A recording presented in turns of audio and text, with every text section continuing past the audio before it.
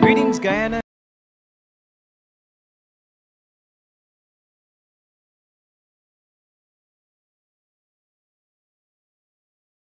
And a special hello to our Facebook and YouTube followers. You are now watching Headline News Update, your source for trending news stories from Guyana, the region, and beyond. Politics, yesterday's historic meeting between the government and the opposition saw the two major sides coming to an agreement in the aftermath of the no-confidence motion. While the two parties may have not seen eye to eye on every topic, their leaders nonetheless lauded the citizenry for their peacefulness during these uncertain times. Here's Wendell Jeffrey with more. Both the Granger administration and the opposition are speaking to the acceptable level of civil maturity that is obtaining at this time of political crisis. Speaking on the National Communications Network yesterday, Minister of State Joseph Harmon said that this level of maturity should be facilitated. Guyana has a maturing democracy that today represent a certain level of maturity in our political system. That is something that we should cherish and we should try to develop. We should let it grow. Former President Barra Jagdeo echoed a similar sentiment. Jagdeo was speaking at a press conference at his office yesterday. I share the President's view that it was a good meeting and that both sides shared the view that we want stability in our country. We want stability in our country.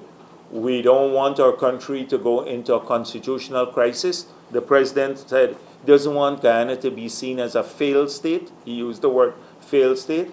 The government minister added that he was speaking for the President, David Granger, when he said that the coalition government remains open to and looking forward for continued dialogue.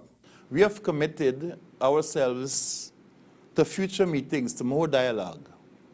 And so that going forward, where there are issues that affect the national interest, we have committed. The President has said, I will keep myself and my team available even at short notice to meet on matters in the national interest.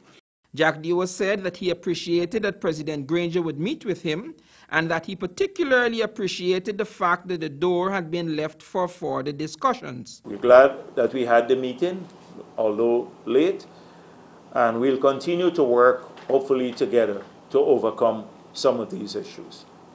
Harmon reiterated that the world must know that while Guyana has differences in political preferences, there is civility and harmony in the country.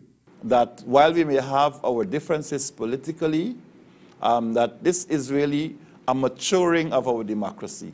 This is really looking at the way in which our own people see us and in which the world sees us. That Guyana has a democracy which would allow for the leader of the opposition and his delegation to meet with the President and his ministers and can have an outcome that caters to the national interest. For Channel 2 Headline News, Wendell Jeffrey.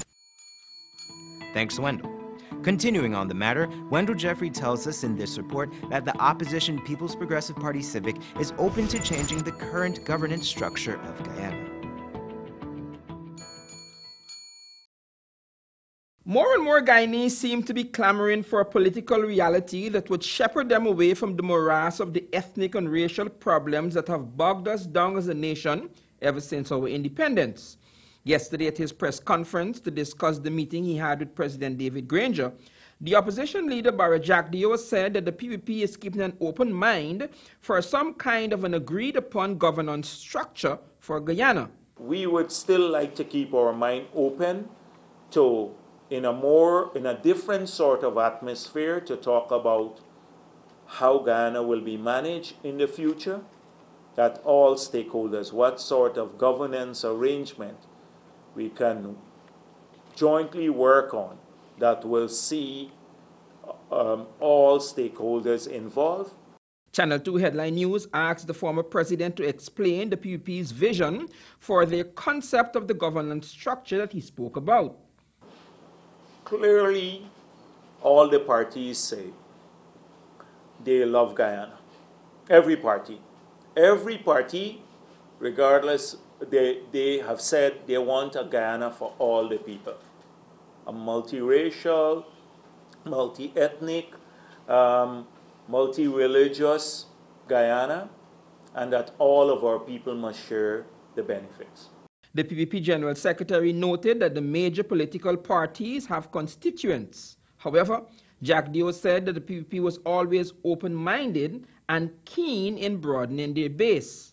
The parties have constituencies. We are open. We have not, at the level of the PPP, discussed any specific formulation. But one thing I know about the PPP from Chedi Jagan days, and he's written about this, even when the party proposed the National Front government in the 70s, that we are open to engagement. Speaking specifically to the matter of shared governance, the former president said this. And we will not ignore or cast aside without listening or carefully consider any arrangement that will preserve our focus on serving the people of this country and bringing greater ethnic and religious and other security to Guyana. We've had, at the level of the executive, hundreds of discussions on these matters. And I would tell you that every member of our leadership believes in reaching out and being open. Every member. And so I'm not going to start speculating now about what form or shape it will take.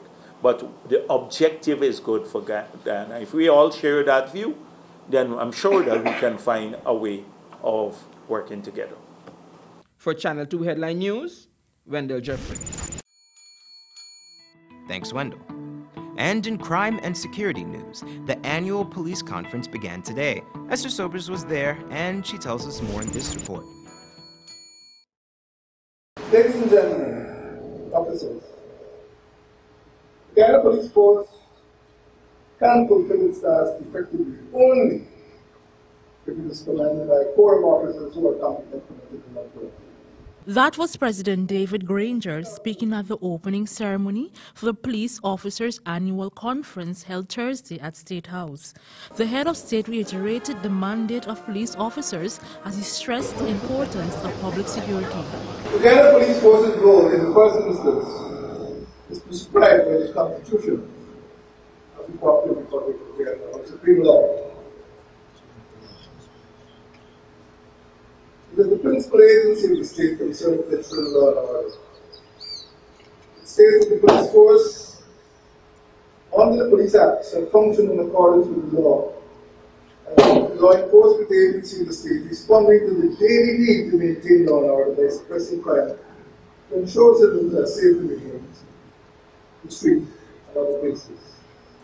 The conference saw the attendees of 118 officers, inclusive of deputy officers. Among the attendees were also dignitaries, ministers, and special invitees. Also speaking at the conference was Top Cop Leslie James, who highlighted the achievements of the force whilst reiterating the focus of the police force to combat crime. Since being conferred as the Commissioner of Police, I've come together with the 4 deputies and we have visited and met with our staff in all police divisions, branches and units. We have been demonstrating leadership through a collective effort. And at the end of the past year, the Guyana Police Force achieved 11% of reduction in serious crimes. Robbery underarms were reduced by 13.2%, and road fatalities also saw a reduction by 6%. I must state that we will remain resolute and focused in our ideals, as our mandate is very clear. Public security will be maintained. Police officers in attendance are expected to gain a wealth of knowledge from several competent lecturers. The three-day conference is expected to focus on strengthening the security sector with the theme Security Sector Reform Implementation, Enhancing Capacity Through Training, Infrastructure, and Human Resource Management. For Headline News, Esther Sobers. Thanks, Esther. Now let's take a look at the region. Nicolas Maduro has been sworn in for a second term as Venezuela's president, despite international criticism that his re-election was illegitimate. The May 2018 polls were marred by an opposition boycott and vote-rigging claims. The U.S. and 13 other countries in the Americas said last week that they would not recognize Maduro's presidency. The re-inauguration took place before the country's Supreme Court instead of its opposition-run Congress, which has been stripped of its powers since Maduro's ruling Socialist Party lost control of it in 2016. And in international news, 4 men are on trial in Berlin accused of stealing a huge solid gold coin from the Bode Museum. BBC reports that the 220-pound Canadian Big Maple Leaf coin was made out of 24-karat gold and was worth $4.3 million. The chief suspects on trial, all in their early 20s, are 2 brothers and a cousin from the Lebanese Berlin family accused of organized crime links. Detectives have not recovered the coin and believe it has either been cut into pieces or melted down and sold. It was one of just 5 of such coins minted by Canada and had been donated to the museum by an anonymous collector. And that's all for this edition of Headline News Update. Visit our website, headlinenewsguyana.com. There you can find more news, information, and a whole lot of other good stuff that we couldn't fit on the show. Be sure to like and follow us on Facebook and YouTube. Till then, see you tomorrow.